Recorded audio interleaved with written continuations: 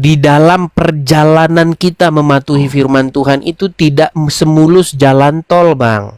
Jalan tol saja masih macet-macet, Bang. Iya kan?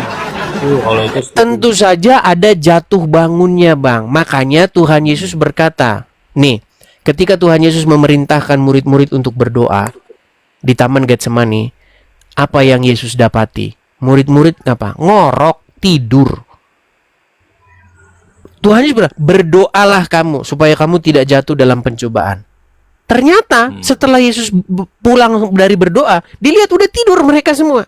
Karena apa? Karena kantuk dan lelah menguasai mereka. Apa kata Tuhan Yesus? Daging, roh itu memang penurut, tetapi daging lemah. Itu tidak bisa kita ingkari, Bang. Roh Tuhan memang roh itu penurut, tapi daging kita lemah, Bang. Contoh. Supaya apa? Jangan kamu membalas kejahatan dengan kejahatan. Atau misal nih, Bang, ya, janganlah amarahmu masih ada sebelum matahari terbenam, misalnya nih. Bang, kalau daging kan memang ini, Bang, roh memang penurut, Bang, tapi kadang-kadang daging kita, Bang, yang lemah. Contohnya kita marah sama orang, sampai matahari terbenam pun besok pagi masih tetap marah terus. Nah, itu biasa, Bang. Makanya, Bang, kita itu dilatih untuk menghidupkan roh. Spiritual kita itu, Bang, kita latih, Bang. Biar apa? Biar kita mampu melakukan firman Tuhan. Kalau nggak dilatih nggak bisa. Makanya kalau ada orang menyakiti hati kita, ya kita berlatih aja, berlatih untuk menyuekin saja. Nggak usah dipikirin. Rudi Iskariot mau dia ngomong 1000 kali sehari bikin video, cuekin aja. Anggap aja dia orang tidak waras, kan gitu. Kalau itu saya setuju dengan Bang Edi sih. Makanya pun saya punya prinsip gini, Bang.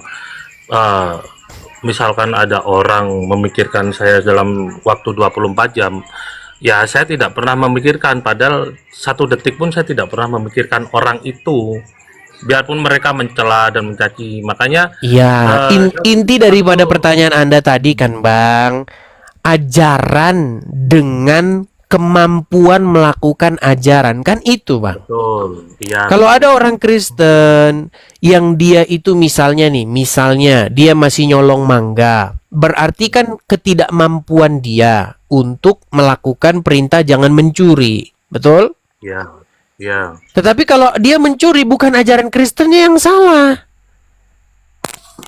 Gitu. Nah, sekarang, Bang, kalau dalam agama Islam ada seorang ustadz, boleh kan kawin lagi dalam agama Islam? Kalau dari Al-Quran ada suratnya. Oke, contoh, Bang, saya seorang ustadz, Bang. Contoh nih, saya ustadz. Saya melakukan ceramah, misalnya saya ceramah sebulan di luar kota. Iya. Nah, dalam ceramah 1 bulan di luar kota ini dikasih makan daging kambing terus sama jamaah, Ustaz. Kasih daging kambing, besok kasih daging kambing, kasih daging kambing. Karena dikasih makan daging kambing terus, makanya, Bang, tubuh ini, Bang, secara apa namanya, metabolisme tubuh, maka tubuh ini menghasilkan yang namanya hormon-hormon. Salah satunya adalah hormon, kalau pria itu apa? Testosteron, betul? Iya, kalau istilah dokternya kayak gitu. Oke. Nah, ketika seseorang menghasilkan hormon-hormon tersebut, maka di dalam keinginan badannya itu, maka dia harus melakukan yang namanya hubungan seksual, setuju? Ya, betul. Nah, makanya dia lihatlah di situ seorang ukhti yang cantik jelita, betul? Ketika dia melihat ukhti yang cantik ini, ya ukhti, bolehkah aku melamarmu? Oh, boleh, Pak Ustadz. Nah, dilamarlah. Menikahlah dia. Saya nikahkan kamu dengan uang 10 juta dibayar tunai. Oke. Nah, teleponlah istri dari rumah. Halo, Papi. Iya, Mama. Papi di sana belum nikah lagi kan? Wah, mulailah mikir. Kalau saya bilang saya menikah lagi, nanti dia stroke. Gimana ini?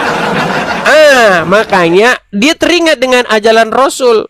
Maka demi keutuhan rumah tangga boleh berdusta. Maka dia bilang, oh tidak mami, saya akan tetap setia. Betul. Boleh kan itu dalam agama Islam? Boleh kan? Kalau untuk ajarannya itu diperbolehkan, tapi kalau saya Boleh. pribadi tidak melakukan hal itu, Bang. Masalahnya Kalau saya masalahnya Islam bukan pribadimu. Islam adalah apa yang diajarkan oleh Muhammad, bukan pribadimu.